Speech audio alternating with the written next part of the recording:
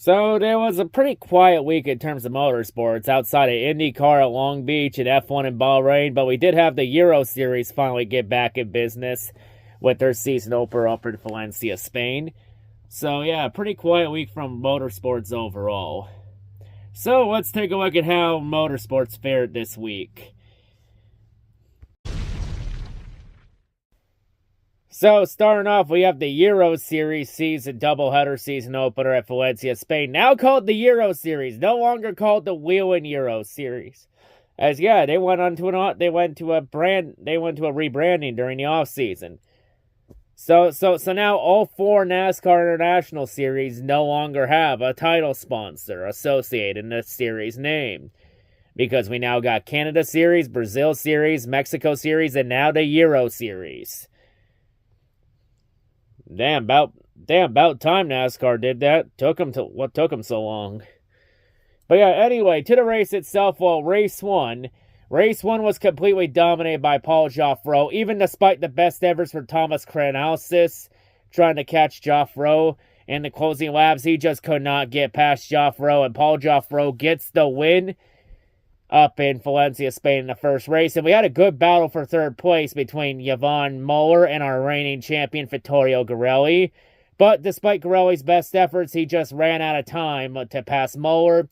And Muller got a podium finish in his first Euro Series race in over a decade. Damn, not bad. It's like he never left to begin with. And then on to race two. Well, race two went a lot differently as Thomas Krenausis dominated the second race from flag to flag, just winning in dominant fashion. As we would also get another battle for second this time between Yvonne Muller and Vittorio Garelli. But this time, Garelli would not be denied against Muller, as this time, Muller gave Garelli way too much time to catch up and pass him, as Garelli would make it past him, and then Muller wouldn't even finish on the podium in race two, as Muller would end up getting passed by Paul Joffreau, as Joffreau was limping it at the end with a dying motor and still got passed in front to the podium. Honestly, that's just real good skill from Paul Joffreau to still get a podium finish despite having a dying engine, despite having been down on power and losing power. Not bad. So yeah, overall, really solid racing in the Euro Series for the first two races of the year, as this year's championship is going to be a lot more wide open than last year when Garelli just gave the entire field belt to ass. This time, Garelli's going to have some tough competition this year, as Thomas Krenausis has made his case for the Euro Series championship. But yeah, what a solid weekend for the Euro Series.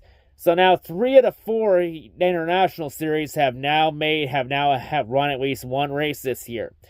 Only one series remains, the Canada Series. And don't worry, the Canada Series time will come. You just gotta wait one more month for it until the season opener at Canadian Tire Motorsports Park on Victoria Day weekend. And yes, I will be at that race. Anyway, on to the F1 race in Bahrain. In Bahrain, well, this race, it was just the Oscar Piastri show from flag to flag. As while one McLaren dominated the race from flag to flag, Lando Norris had issues at the start, as Lando at the start would get a 5-second penalty, beep, for being well outside his starting box at the start, because Lando thought he was still in, but it's like, no, you were out by about a tire length. It's like, seriously, how the fuck did the team not communicate with him that he wasn't in the box? I think by the time Lando realized who was in the box, it was already too late, as the 5 red lights were coming on. It's like, duh, Lando, it's like, you could have fixed it, but you gotta be quicker than that next time. But yeah, as really George Russell stayed in second for the most part, ripping out, as Ferraris just didn't seem to have the pace against the Mercedes. Like with Piastri dominating the race, even despite a mid-race safety car with Carlos Sainz getting some contact and losing part of his right pod of his car with some debris on the track. Even despite that, a little some aggressive driving in the middle of the field between some cars, and then Sainz would eventually be forced to retire with all that damage, as yeah, he just could not drive the car after that. And yeah, Sainz ended up being the only retirement from this race. But even despite that, George Russell just had no answers for Oscar Piastri, and then it went from bad to worse as then George Russell would end up starting to have some electrical issues on the car, especially with the dashboard, and then a little incident where it looked like Russell accidentally used the DRS, but it turned out to be an electrical failure. So right as it looked like the FIA was going to get a penalty, someone came and was like, nope, no penalty. We aren't penalizing George Russell for electrical issues because someone gave him an unreliable car. You take that flag and get the fuck out of here. But even despite those electrical issues, he was still able to hold off Lando Norris for second in the closing laps, despite Lando's best efforts to get past him. As Lando tried his ass off, but George Russell put on a great masterful defense class. Like, the only positive from Lando's drive up to the front from that 5-second penalty is him ripping Ferrari fans' hearts out again and denying Ferrari a podium. In the one race this year where Ferrari didn't fuck up the pit strategy for either Leclerc or Hamilton. The one time Ferrari didn't fuck it up. And they still don't get the trophy for it. Oof. Have I ever mentioned about how life as a Ferrari fan is nothing but pure pain? But yeah. And of course, with Piastri winning and Max Verstappen struggling with speed, as Verstappen was nowhere in sight throughout the race, as Verstappen just did not have a speed in that car. Oscar Piastri has officially made it to second in the championship, which means for the first time since the early portions of 2022, Max Verstappen is not top two in the championship, as Verstappen falls to third. But the top three in the championship of Lando, Piastri, and Verstappen are only separated by 7 points through 4 races. Damn, and all that talk in the offseason was all about how, it was going to be a Lando versus Verstappen championship, but not so fast. Because Oscar Piastri is a new challenger that has now made an appearance. So maybe Piastri could be the one that ends Verstappen's streak. One thing is for certain, though, at this point in the year, I think it's safe to say McLaren's going to run away with the Constructors' Championship. I think that's no duh, considering that McLaren's won 3 of the first 4 races. But that driver's title, oh boy, that driver's title is going to get very exciting throughout this season. I'm looking forward to that title fight going down to the wire. And now on to the IndyCar race in Long Beach. And well, the IndyCar race in Long Beach, it was another great Long Beach race that didn't disappoint. As Long Beach is easily early in the year the best IndyCar race we've had so far this season. And it was a caution-free race with next to no real incidents. Like, the only incident noteworthy that happened in this race was Joseph Newgarden having his seatbelts coming loose repeatedly, which resulted in him finishing last. Oof, don't worry, Newgarden. The ovals are coming soon. You just gotta endure a couple more months, and then you can get the ovals back, get the win on the ovals real soon. Just gotta wait till the end of May for a shot with the Indy 500.